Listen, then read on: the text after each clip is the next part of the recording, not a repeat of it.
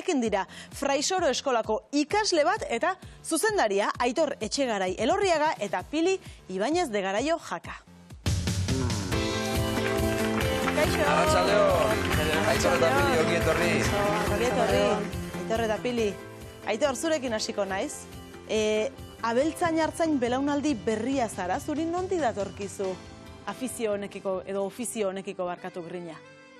Nik beti artzaintza ikusut itxedikan, beti nire atatxik, nire atxak, nire aitatxik eta hola, beti denak ardiek zuten, eta nik hori segitzen. Beraz, ardiak izan dituzu zuek, artzainak izan dira esango dugu zure etxean. Bai. Orain Fraisoro eskolan zaude, ezta? Ze helbururekin? Azindataz gehiago ikasteko, eta hori da, gehiago ikasteko eta horrei salia dautiko. Pili, Aitorrek ikasteko asmoarekin aukeratu du Fraisoro, zuk Fraisoroko zuzendari bezala. Zein da Fraisoron irakasteko daukazuen zuen filosofia, zuen modua?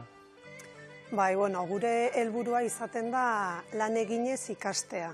Bai, orduan, etortzen diren ikasle badakite guk eskolan ditugun baliabide desberdinak. Azkenen 20 hektaria dituen eskola bat gara, non lorategia daude, basoak, baratzak, ikuiluak, elikagaiak eraldatzeko gunea, eta orduan, azkenen baserri handi bat bezala funtzionatzen dugu, eta lana asko dago. Orduan, egunerokotasunean ditugun lanak ikasleekin batera egiten ditu beraiek ikusteko zer dagoen, eta gero bestea ere da, sortzen ditugun praktikak, prozesu horretan beraiek ikasi behar dituzten gauza desberdina, ikasi ahal izateko.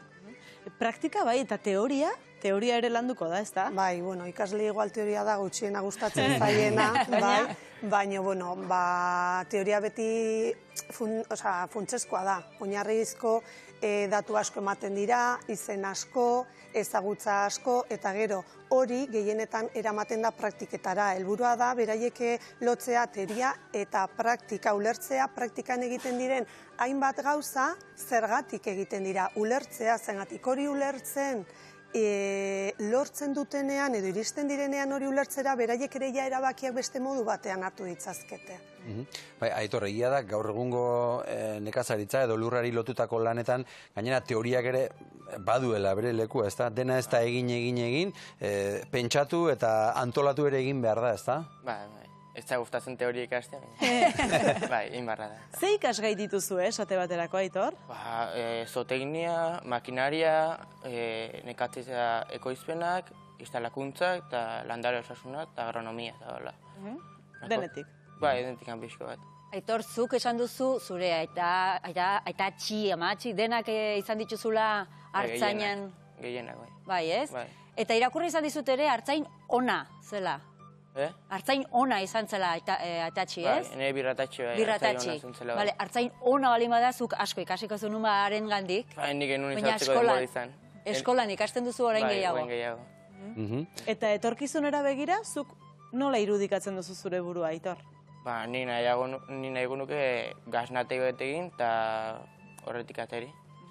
Beraz, gazna egiten ikastea da zure helburua. Fraisoro eskolak praktika horiek eskaintzeko hori bideratzeko aukera ematen du, Pili? Adibidez, kasu honetan gazna egiten ikastearena? Bai, bera da ikasten erdi mailako nekazaritza eta abeltzantza. Eta bertan, bigarren mailan edukiko dute aukera ikusteko pixkat prozesua. Horrein dela urte batzuk ikusi genuen, gehien bat, Gipuzkoa, gu Gipuzkoara zuzentzen gea gehien bat, nahiz eta beste lurralde batzutatik ikasleak etorri bai, baina, esan dugu, berak nahi du gaztategi bat jarri eta gazta egin. Baina hori ez da nekazaritza, hori elikagaien industria da. Nahiz eta guk lotu dana nekazaritza eta abeltzantzarekin, orduan hori kontutan eukita, jarri genuen elikagaien eraldaketa egiteko zikloa, non esnea hartzen da eta esne horrekin gazta egiten da. Askotan esaten dute, baina ni hartzaia nahi dut izan eta gazta nola egiten dan bakarrik ikasi nahi dut, bai, baina oraingo hartzaiek orain daude gazta urdina egiten, produkzioa pizka diversifikatzen, askok txerriak dituzte, gatzura txerriak gizentzeko erabiltzen dute, eta gero txorizoak egiten dituzte. Orduan erakusten diegu ere, txorizoak, txistorrak, despieziak eta holako gauzak egiten. Orduan, bueno, tokatuko zaio, oraindik ez lehenengo mailan dagoelako, baina tokatuko zaio. Ikasiko du. Aitor, zuk animatuko zenituzke gazteak fraisorora esate baterako? Horrelako intriga edo izan ezkero, leku polita da? Bai, leku ez polita da, gauz honitzik hasten dire, eta lagunak ere egiten dire. Eta hartzaintza mundura eta nik konbiatuko nituk egin dira. Agitz mundu polita delko, lana bai badu pila erra, baina ez polita da. Errelebo falta badago, Pili, kezkatzen zaitu, gazteen etorriak edo nola ikusten duzu?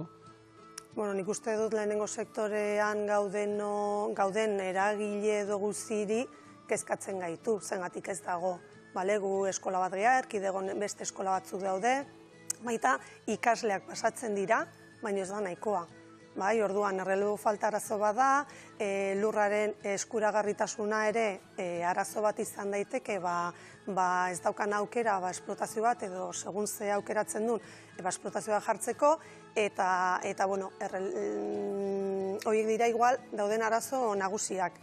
Baina, labur bilduz, arazo potente bada, baina da nekazaritzen eta da hainbat sektoretan. Orduan, erronka horri ikusi beharko deu nola aurre egin. Eta hurbiltzen diran ikasleak, Aitor bezalako perfila dute, hau da, lehendik etxetik zeukaten olako loturaren bat edo deus ere loturari gabekorik ere bada? Denetarik. Bai, Egia esan, Aitorri tokatu zaio kurso oso bitxia, zengatik asko etxean daukazute.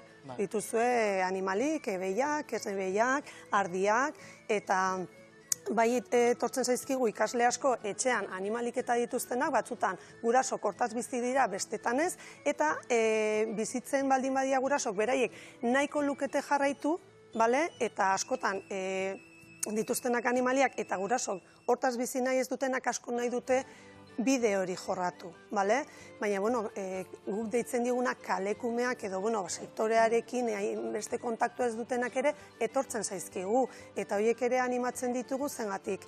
Ekoizleak behar dira, errelebo falta ikaragarria handia da, baina ez da bakarrik ekoizlanik enpresa sortzeko. Gaur egun daude ustiategiak, funtzionatzen dutenak, errentagarriak direnak, releboa ez daukatenak, eta prest daudena traspaso hori egiteko. Orduan, animatzen dugu, egitan aldaketa bat egin nahi duena bere bizitzan sektorea gustatzen zaiona, etortzera zengatik lana badago.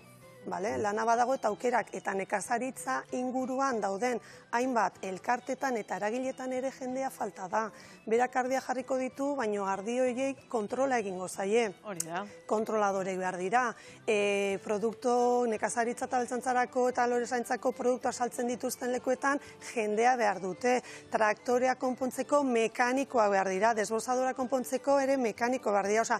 Horren inguruan ere badago lan egiteko potentzial eta aukera handia, esango genuke. Lanpostu asko eta lan asko daudela horren inguruan.